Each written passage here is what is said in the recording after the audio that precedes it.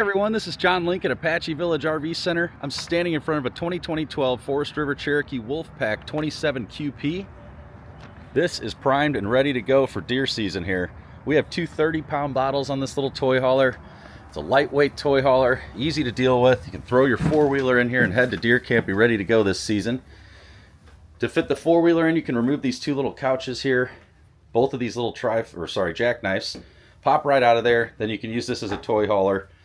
Put your four-wheeler, dirt bikes, whatever. We have two vent covers here, big back gate that drops down.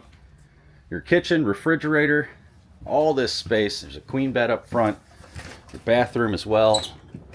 This is a perfect situation to have something to haul your toys down to deer camp this fall and go chase the big buck of a lifetime. Here's your TV.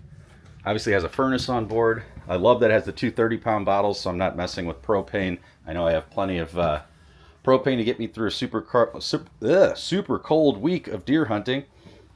And this is priced to move, folks. The interior is in great shape. Come and see it at Apache Village RV Center.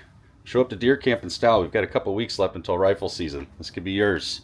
Go one better, go Apache Village. We would love to earn your business, folks. Thank you.